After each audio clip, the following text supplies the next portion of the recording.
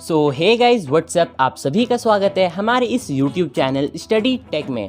हाँ, अब पिछले कुछ दिनों से वीडियोस नहीं आ रही थी, इसके भी बहुत सारे रीजंस है। अब फालतू में बताने बैठूंगा तो आपका बहुत सारा टाइम वेस्ट हो जाएगा, तो आपका ज़्यादा टाइम वेस्ट ना करते हुए चलिए आज का एक्सप्लेनेशन वीडियो को शुरू करते हैं। उससे पहले गाइज मैं एक सीरियस टॉपिक पर थोड़ा डिस्कस करना चाहता हूँ। अब देखो, स्कूलिंग बंद हो जाने के कारण व्यूज़ तो एकदम ना के बराबर आ रहे हैं, तो आप लोग से थोड़ा सा रिक्वेस्ट है। आई नो आप लोग वीडियो को लाइक तो ज़रूर कर दोगे, बट इस वीडियो को एंड तक ज़रूर देखना और प्लीज़ अपने कुछ दोस्तों के साथ इस वीडियो को ज़रूर शेयर कर देना। और अगर आप लोगों को एक्सप्लेनेशन पसंद आता है तो एक सब्सक्राइब तो बनता है, क्योंकि अब आप लोग देखो यार, यूट्यूब का एनालिटिक्स बताता है कि आप में से 93% बंदे जो ऐसे हैं वीडियो तो ज़रूर देखते हो बट सब्सक्राइब नहीं करते हो। तो यार ऐसा मत करना, बुरा लगता है भाई, आप लोग भी जानते हैं। प्लीज भाई, मैं भाई समझ के बोल रहा हूँ दोस्तों, प्लीज। तो आज हम पढ़ने जा रहे हैं हॉर्नबिल बुक का चैप्टर नंबर 3 यानी कि डिस्कवरिंग टट द सागा कंटिन्यूज। तो ये चैप्टर बेसिकली एक इजिप्शियन किंग के बारे में है जिसका नाम होता है किंग टट, और इनका फुल नेम यानी कि टट का फुल फॉर्म तूतनखामुन था। और जब ये सिर्फ 9 साल के थे तब इन्हें 1333 में इजिप्ट का राजा बना दिया गया था। और जब ये 19 इयर्स के हो गए तब इनकी मौत एक रहस्यमय तरीके से हो गई। और बस इसी चीज को जानने के लिए उनकी बॉडी को 80 सालों के बाद वापस से निकाला जाता है एक सीटी स्कैन करने के लिए। बहुत सारे लोगों को ऐसा भी लगता था कि जो तूतनखामुन की डेथ हुई है वो बेसिकली एक डेथ नहीं बल्कि एक मर्डर है। और जब इनकी जो बॉडी है उसे निकाला गया था और उसे लेके जाया जा रहा था सीटी स्कैन करवाने के लिए, तब वहां पर टोम्ब के आसपास बहुत ही भयानक विंड चलने लगा, बहुत ही डार्क क्लाउड आ गए थे और उनकी जो सिमेंट्री थी उसे किंग ऑफ द वैली के नाम से भी जाना जाता था। तो ये टाइम था 5 जनवरी 2005 का, जब शाम के 6 बज रहे थे। और जब इनकी बॉडी को निकाला जा रहा था तब वहां पर बेसिकली बहुत ज़्यादा भीड़ हो गया था, क्योंकि वर्ल्ड के बहुत सारे कोनों से लोग उन्हें देखने के लिए आए थे।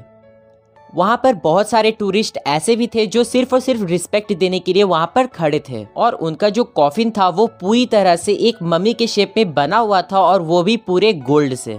उसके बाद journal of Egypt, supreme council of Egypt जो होते हैं, जिनका नाम होता है जाही हवास, वो कहते हैं जो कुछ कार्टर ने इस मम्मी के साथ 1920 में किया है उसी चीज के कारण इस मम्मी का कंडीशन आज इतना ज़्यादा खराब है। जो कार्टर थे उनका पूरा नाम था हावर्ड कार्टर, जो कि एक ब्रिटिश आर्कोलॉजिस्ट थे। और जब उन्होंने इस टोम को डिस्कवर किया था तो उसमें मौजूद सारी की सारी एंटीक्स, रेयर आइटम्स वो बिल्कुल वैसे के वैसे ही थे, वो बिल्कुल कंप्लीट थे और उनमें से एक आइटम को भी नहीं निकाला गया था। और फिर वो हमें ये भी बताते हैं कि ये कलेक्शन आज तक का सबसे ज़्यादा रॉयल फैमिली या फिर रिचेस्ट फैमिली का कलेक्शन है, जिसमें कुछ रेयर आर्टिफैक्ट्स और गोल्ड भी मौजूद थे।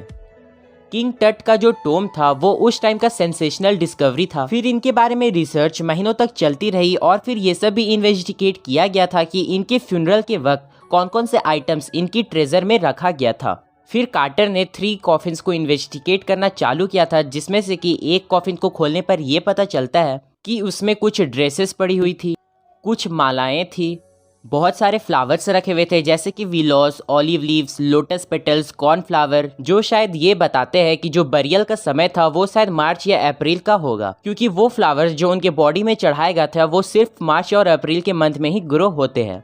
और फिर जब कार्टर ने फाइनली मम्मी को रिसर्च करना स्टार्ट किया तब उन्हें एक प्रॉब्लम आ गई। एक्चुअल में जब उस मम्मी को उस कॉफिन में रखा गया था, लिटाया गया था, तो उसमें कुछ रिचुअल्स, रीजंस डाले हुए थे जिससे उसकी जो मम्मी है वो खराब बेसिकली ना होए।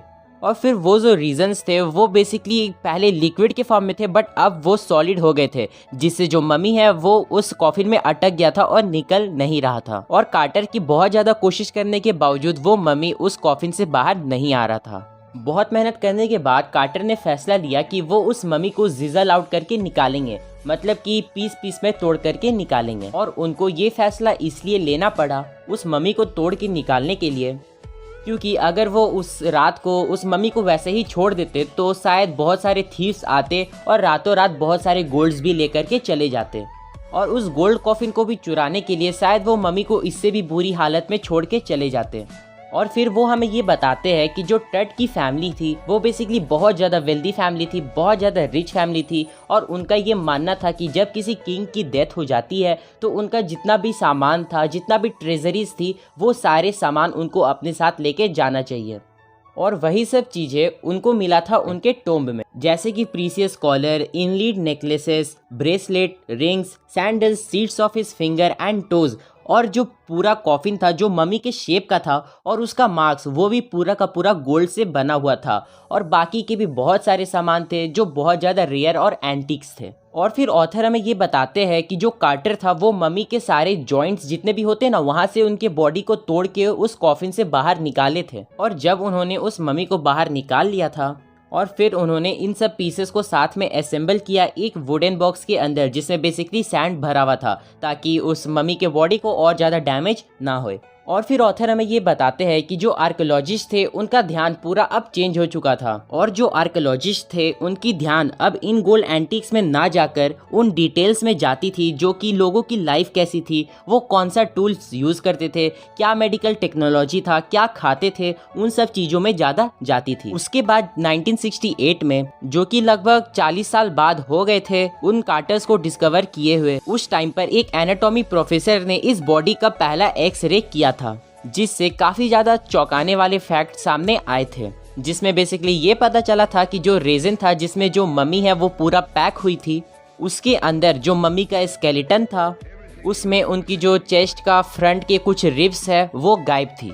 उसके बाद ऑथर हमें ये बताते हैं कि आज के टाइम में जब कंप्यूटर टोमोग्राफी जैसी टेक्नोलॉजी आ गई है, जिसमें हम लोग हंड्रेड्स ऑफ एक्सरेज लेते हैं और उसको क्रॉस सेक्शन में रखते हैं, जिससे हमें एक 3D बॉडी देखने को मिलती है, जिससे हम काफ़ी अच्छा एनालिसिस कर सकते हैं बॉडी को। तो बेसिकली उसी से अब किंग टट की बॉडी को स्कैन किया जाने वाला था, और हो सकता था कि इस स्कैन के बाद वो दो आंसर्स भी मिल जाए जिसका सभी को इंतजार था। पहला कि उनका डेथ कैसे हुआ था, और दूसरा कि उनका डेथ के वक्त उनका एज कितना था। फिर ऑथर हमें ये बताते हैं कि जो टट थे वो अपनी फैमिली लाइन के लास्ट एम्परर थे, और इसीलिए उनका जो डेथ इवेंट था वो बहुत ज़्यादा बड़ा इवेंट हुआ था। इसके बाद ऑथर हमें किंग टट की हिस्ट्री के बारे में भी बताते हैं। वो बताते हैं कि एमेनहोटेप III, जो कि शायद किंग टट के फादर थे, वो एक बहुत ही ज़्यादा पावरफुल फ़ैरो थे, और उन्होंने इजिप्ट को रूल किया था 40 सालों तक। और उनकी डेथ के बाद उनका जो बेटा था एमेनहोटेप IV, वो बेसिकली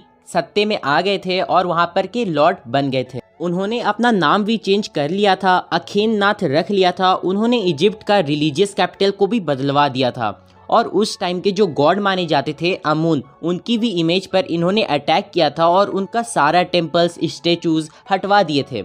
और फिर इसे रे जॉनसन, जो कि है director university of Chicago research centre, वो कहते हैं ये इजिप्ट का सबसे ज़्यादा हॉरिफिक टाइम रहा होगा। और इनकी जो फैमिली थी जो इतने सालों से इजिप्ट पर रूल कर रही थी, वो शायद इन्हीं के कारण एंड पे आ गई थी। और इसके बाद अखेननाथन का जो बिहेवियर था वो बहुत ज्यादा अनयूजुअल हो गया था, और जब उनकी डेथ हुई तो एक मिस्टीरियस रूलर स्मेन खखारे थ्रोन पर आ गए, और ये बहुत ही छोटे टाइम के लिए थ्रोन पर आए और चले भी गए। और फिर जब ये थ्रोन से हटते हैं तो उनकी जगह पर आए हमारे तूतनखामुन, और उन्हें हम किंग टट के नाम से भी जानते हैं। तूतनखामुन का पहले नाम था तूतनखातेन, बट जब ये किंग बनते हैं तब इन्होंने अपना नाम तूतनखामुन रख लिया, जिसका मतलब होता है लिविंग इमेज ऑफ अमून। और उन्होंने जो लॉर्ड अमून थे जो पहले वर्शिप किए जाते थे उसे वापस से रिस्टोर करवा दिए। और फिर कुछ यही 9 साल रूल करने के बाद उनकी अनएक्सपेक्टेडली डेथ हो जाती है। और फिर ऑथर हमें ये भी बताते हैं कि इजिप्ट में इतने सारे ममीज़ हैं कि इसके बारे में कोई भी नहीं जानता है। वो बताते हैं कि इजिप्शियन ममी प्रोजेक्ट, जो कि 2003 में स्टार्ट हुआ था, उसमें मोर देन 600 ममीज़ अभी तक रिकॉर्ड हुए हैं, और जो नई ममीज़ है उनकी काउंटिंग चल रही है। इसके बाद ऑथर हमें CT स्कैन के बारे में बताते हैं जो उस ममी का यानी कि किंग टट का किया गया था। तो उसमें किंग टट की बॉडी को हेड से लेकर के टो तक स्कैन किया गया, जिसमें 1700 डिजिटल एक्सरेज कैप्चर की गई, और फिर उसे एक क्रॉस सेक्शन में रखा गया और एक 3D इमेज निकाला गया। और फिर बहुत सारे रिसर्चर्स ने उनकी बॉडी पर रिसर्च करना, एनालाइज करना भी शुरू कर दिया। जिस दिन स्कैन किया गया था उस रात को जो वर्कर्स थे उन्होंने किंग टट की बॉडी को टोम्ब से निकाला था, और वो इस तरह से वो बॉडी को ले जा रहे थे जैसे कि कोई फ्यूनरल में जाता है। मतलब कि सेम वे में जैसे किसी डेड बॉडी को ग्रेवयार्ड तक लेके जाया जाता है। उनकी बॉडी को लाने के 20 मिनट बाद 2 वर्कर्स नियर बाय ऑफिस से भागते हुए वापस आ रहे थे और वो अपने साथ 2 प्लास्टिक फैन भी कैरी कर रहे थे, क्योंकि जो सीटी स्कैनर था वो बेसिकली $1 मिलियन का था और उनकी जो कूलिंग फैंस थी उसमें सैंड जाने के कारण वो बंद हो गई थी। और फिर वहाँ मौजूद एक गार्ड जोकिंग वे में कहता है कि शायद ये फैरो का कर्व्स है जिनके कारण सीटी स्कैनर बंद हो गई है। फैरो कर्व्स का मतलब यही होता है कि जब किसी किंग की डेड बॉडी के साथ कोई छेड़छाड़ करेगा तो उसका शायद बुरा वक्त स्टार्ट हो जाएगा और शायद उसकी डेथ भी हो सकती है। लेकिन जो 2 वर्कर्स थे जो अपने साथ फैन लेकर के आए थे तो उस फैन से भी वो सीटी स्कैन आराम से हो गया था। और फिर जैसे ही सीटी स्कैन कंप्लीट हो जाता है, उसका वेरिफिकेशन भी कंप्लीट हो जाता है, उसके बाद उस डेड बॉडी को वापस से उस टॉम्ब में ले जाकर के रख दिया जाता है। इसके बाद ऑथर हमें बताते हैं कि जो टेक्नीशियंस थे उन्होंने उस मम्मी का बहुत ही अच्छा इमेज, बहुत ही डिटेल्ड और अच्छा इमेज निकाला था और उनका जो हेड पोर्शन था उसका भी बहुत ही क्लियर और डिटेल पोर्शन निकला था। और उनका जो नेक रीजन था, नेक वर्टिब्रेट वाला जो स्कैन में दिख रहा था वो इतना ज़्यादा क्लियर था जैसे हम कोई एनाटॉमिक ग्लास में कुछ देख रहे हो। और साथ ही में जो दूसरी इमेजेस थी उनमें उनके हाथों को, रिब केजेस को, उनके स्कल को अच्छे तरीके से देखा। और जब सारा प्रोसीजर ख़त्म हो गया तब जो हमारी जाही हवास थे वो स्माइल करते हुए दिखते हैं, क्योंकि सारी चीज़ें बहुत अच्छे से कंप्लीट हो गई थी और कुछ भी कहीं पे भी गलती नहीं हुई थी।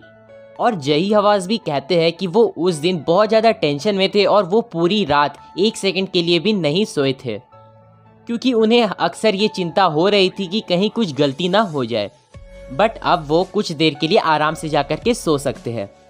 और साथ ही साथ इसके बाद ऑथर हमें ये भी बताते हैं कि ऐसा लग रहा था जैसे कि वो जो वैली ऑफ डिपार्टेड थी वो खुद भी एकदम शांत हो गई है, जैसे कि उसकी भी डेथ हो गई हो। और किंग टट का जो टॉम्ब था उसके गेट के जस्ट ऊपर वेन कॉन्स्टेलेशन प्रेजेंट था, जिससे इजिप्शियन सोल ऑफ ओसिरिस भी कहते हैं। और ये जो ओसिरिस है जिसे इजिप्शियंस मानते हैं कि वो गॉड ऑफ आफ्टर लाइफ है, मतलब मर जाने के बाद गॉड है, और वो इस बॉय किंग पर नज़र रखते हैं, मीन्स बॉय किंग की बॉडी पर वो नज़र रखते हैं। तो इसी के साथ खत्म होता है ये चैप्टर डिस्कवरिंग टट द सागा कंटिन्यूज। तो अगर आपको दोस्तों एक्सप्लेनेशन पसंद आता है तो प्लीज़ इस वीडियो को लाइक जरूर से कर देना और हाँ शेयर जरूर से करना, क्योंकि व्यूज़ बहुत ज़्यादा कम आ रहे हैं। तो मिलते हैं किसी अगली वीडियो में, तब तक के लिए टाटा बाय बाय, जय हिंद।